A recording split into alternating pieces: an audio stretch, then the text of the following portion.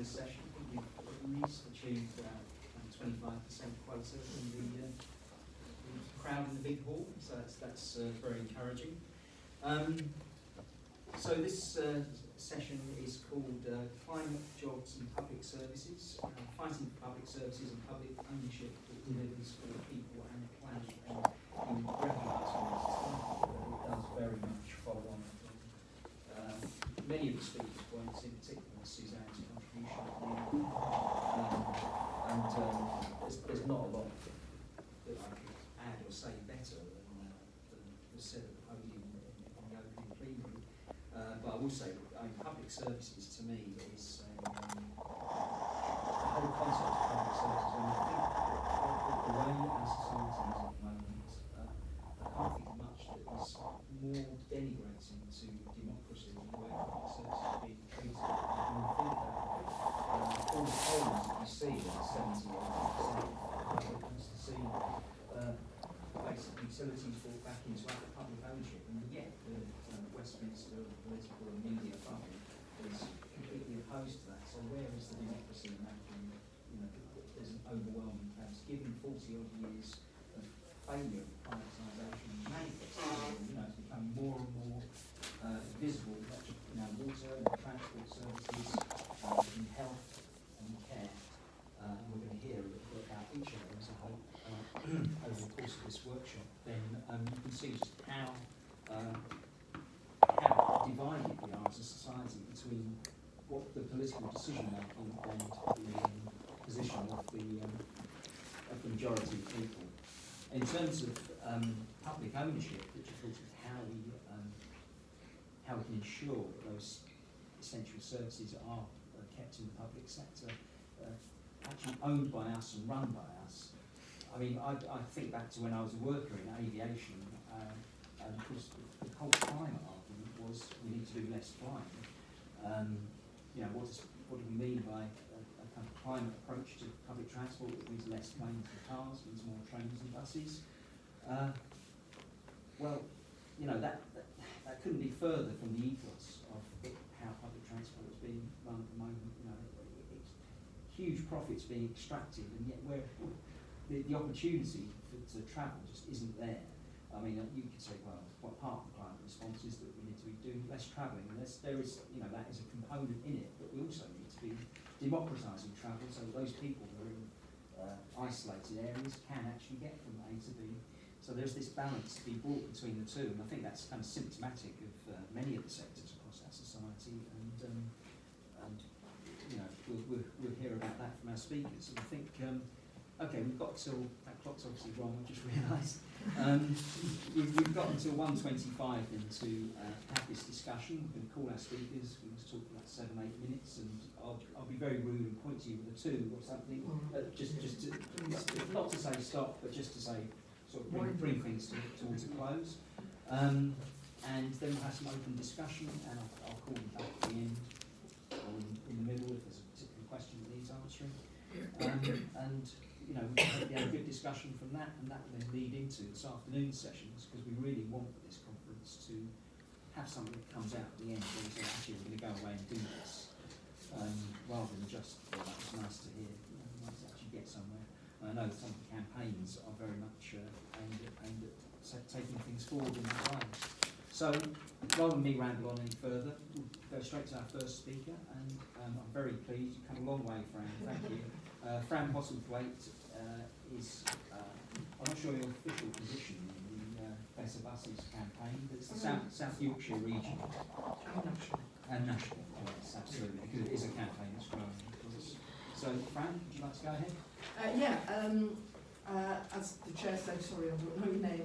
I convene a Better Buses campaign group in South Yorkshire, but in the last less than a year, we've managed to create a network, which I know a number of people here have engaged with, trying to bring in campaigners around bus services from up and down the UK. Actually, we've got people from Wales and from Scotland. We've had some input from Northern Ireland, but the situation there is quite different, really. I've been a bus campaigner for quite a long time through the pensioners organisation in Yorkshire and Humber. That's just the background. But I think one of the things I want to talk about is the way in which campaigning around an issue like better public transport, particularly for buses, can start to bring in a whole range of different sorts of people, and I think that's really important when we're talking about how we can campaign. But I want to just start with just stressing how important the issue of transport is to the whole issue around the climate emergency. Transport is the only sector of the economy where emissions are not reducing. You know, that is absolutely shocking. Every other sector is showing some reduction on the baseline, which has been set as I've got 1990 here, I'm sure that's not right. Right. The latest figures I've got are from 2019. Transport is responsible for 27% of the UK's emissions, or England and Wales emissions. 88% of that comes from private road transport. That's cars, that's vans, that's lorries.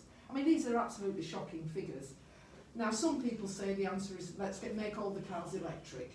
Well, you know, that is not a realistic proposal in the kind of short-term measures that we need. Only 5% of cars on the road are new cars, so you think that's 20 years, isn't it, to transform all the cars on the road, plus the whole issue of the manufacture, the use of rare products and so on. You know, electric cars themselves, and certainly wouldn't solve the problem of congestion, which is also a major issue in many of our cities and towns. The answer is not either to simply say let's decarbonise the existing bus fleet, because you know that is not enough. If we decarbonised the bus fleet, decarbonising, electrifying the entire bus fleet would have less good effect than reducing car mileage by only 4%.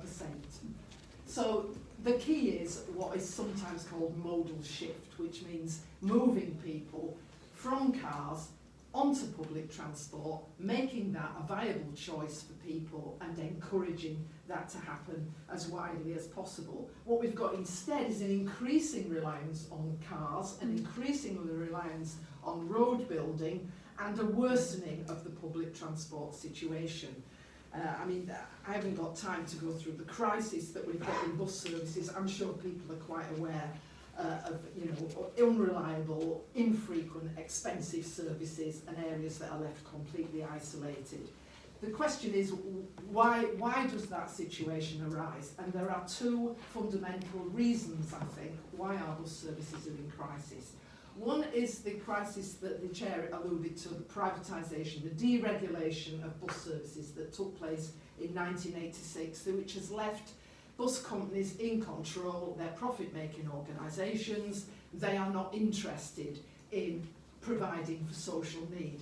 The other factor is the cuts in funding that have accelerated since 2010 and have led to a gross underfunding of transport, particularly outside London. I'm not a London expert, the situation here is different, but there are still crises that arise in London as well, aren't there, over particular routes and so on. We also have to recognise, I think, that the issue of transforming transport is not just a climate issue, it's actually a social issue.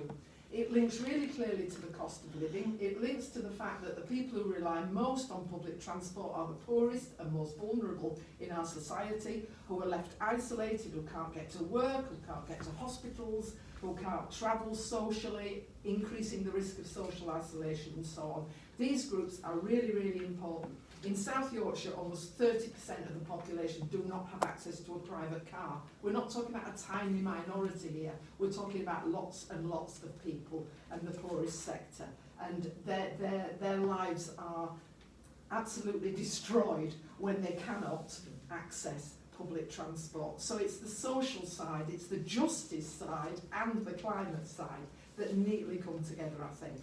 All those arguments for change are really important.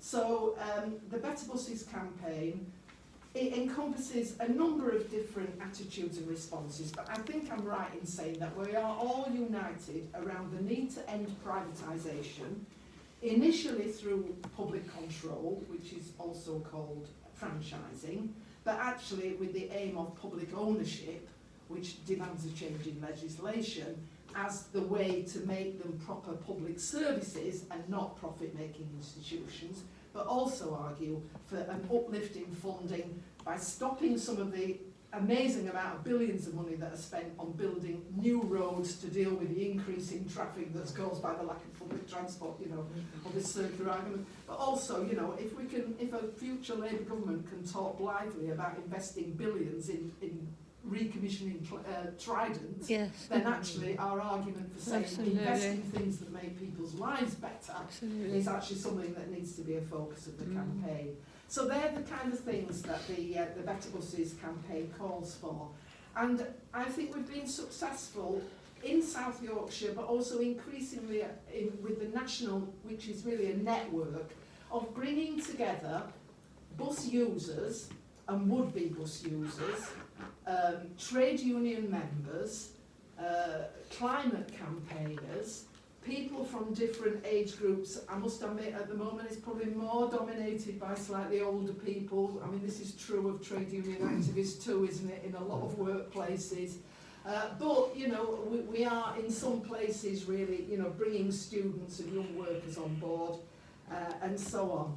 And I think that is really important because I think it's a campaign that can unite so many different groups.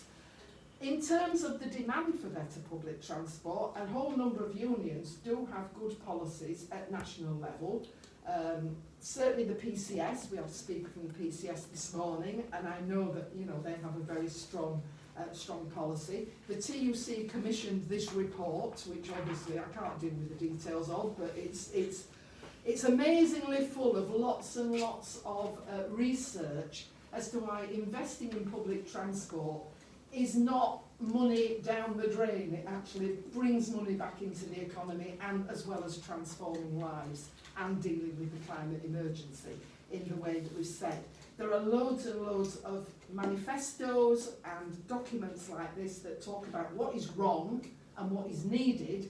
I think what we need is a campaign that connects those two, that actually talks about building active, lively, broad-based campaigns that are out on the streets, that are talking to their transport authorities and demanding that they bring about change, that try and engage with at national level as well over the issue of funding and so on, and bringing in communities to fight together, to fight for the sort of public transport that we need. I'll leave it there. Obviously I can say more about the campaign if people want to know more. Google Better Buses campaign. Thank you very much, Fran. That was excellent, and yes, hopefully people are writing down their questions and comments, and we'll call you back in, obviously. Just before we go to our next speaker, I'll just say for Pallavi's benefit that because we're filming here, when it comes to your turn, which will be the person after next, you can take my seat and then I'll swap back again. Okay? Is it okay for me to leave the door open? It's just there's no ventilation. Yeah, no, that's fine. Okay, well, thank you, Fran. I really appreciate that. I mean, one of the things about this session is that it does cut across a lot of sectors of our society, and we can't forget the important role of the civil service in acting as the glue that puts our society together. And when we come to the kind of social transformation that's been described previously, that's essential to make sure that those things are coordinated and actually acts in the interests of people. So I'm very pleased to be able to welcome one of my old PCS colleagues, not so old, I'm the old one, PCS colleagues, Katrine Williams. Katrine is in the DWP, she's a candidate for Vice President of that group, and also an NEC candidate, and former member indeed, and hopefully will be a member again. So Katrine, please go ahead. Yeah, thanks to hear. And, you know, I think certainly listening to the discussion from the panel this morning and, you know, sort of, you know, generally in our movement, everybody that works in the public sector knows that, you know, our services are cut, you know, but they're not even cut to the quick anymore. It is absolutely, our services are falling over, and it's only our members actually keeping things afloat. I think what is also really obvious is how, you know, how vital all of these services are together as well. Just to give an example, and obviously, you know, my members and I work at the sharp end in terms of trying to provide financial support to people with no money. But obviously there's a whole range of issues that affect people that are coming to use the services of the DWP. and the increase in numbers of people who are suicidal, who are at their wits' end, that cannot cope with everything, and is a whole range of support that they need. And when we're trying to find that support for people, it's completely absent. Just an example, last week, two of our members were sat in a job centre until 7 p.m, looking after somebody that was suicidal, that it wasn't safe to let them leave the building. There's only so much we can do in terms of finances, in terms of helping people, and that person needed much more help than just that. And it would have taken 8 hours for an ambulance to get there. So our ambulance service in Wales is on its knees, like it is everywhere else, but it's even worse in Wales under a Labour government. No police will come out for just a person that's suicidal. They've stopped doing that because they don't have the resources to do that, and it took 2.5 hours to find any sort of emergency support that would help that person. So that's a whole range of public services that are actually on their knees across the piece, and you know, we're all trying to deal with people in a humane way and try and find help for people across the whole of the public sector, and it is really difficult. And also we're dealing with whole devastated communities. It was interesting what Ian was saying earlier, because you know, I was reflecting on the way here. It's the 40th anniversary of the miners' strike. Those communities in South Wales, where I'm based, have not recovered since the 80s. During the last recession, that didn't really impact those communities, because actually they were so on their knees that actually another recession didn't really matter, that they were already still devastated. And that's why it's so important what we do as a trade union movement in terms of supporting communities, but also, you know, what we need in those communities, and that's why public services are so important, how we control them, and what we take forward. And obviously we've got this new threat in Wales as well, in terms of the threat that Tartar Steel are making in terms of jobs. But we still need steel in terms of you know, providing sort of goods and services. You know, we need you know proper integrated transport system that would need steel rails and so on, and proper you know vehicles and so on in terms of actually improving our public transport. We need a steel industry that is actually that meets our needs rather than Tata Steel. And I think one of the bosses previously, when they first took over the steel industry in Britain, was I think the boss said, you know, I don't make steel, I make money. So that's, you know, that they don't care what they do. And the greenwashing that they're trying to say about closing blast furnaces in Talbot is complete hogwash, because they've just opened a new blast furnace in India where the labour's cheaper. So, you know, they don't care about the planet, they care about profits. And, you know, I think certainly, and I'm really pleased to see United balloted the members, but, you know, they've got an uphill struggle in terms of that, but that is an industry that needs to be publicly owned, along with a whole raft of all the privatised areas of the economy need to be renationalised, but I think wider industry does as well, in terms of looking at what we need. But we need jobs in those communities. And there was a recent protest of steelworkers outside the job centre in Talbot, which PCS members went to support, because clearly we don't want steelworkers out of work. And you know anybody that lives in a steel town knows that, you know, if that industry goes, then there's no other jobs in that area. There's no and public services will be, which are already creaking at the seams. We haven't got the resources to do with another 3,000 job seekers in that area, and it won't just be 3,000, it'll be 10,000, it'll be 13,000, 15,000, because of all the other jobs that rely on that industry. You know, when clearly, you know, we need the decent buses and trains to be manufactured out still, and the infrastructure as well. And I think the whole way that the government approaches is in terms of centralising our services. You know, putting us into these big hubs, any of the back of house services, taking the jobs out of communities, centralising everything, making bigger hospitals, but removing healthcare services out of local services. I'm now working in a huge hub on an industrial estate, which you can't get to very well by public transport.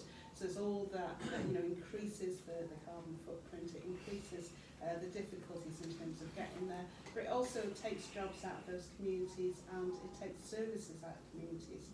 So it's much easier to provide a face-to-face service if you have offices based in communities as well. So that accessibility is really important in terms of our services. And I think certainly having gone through the pandemic where all of our services and our members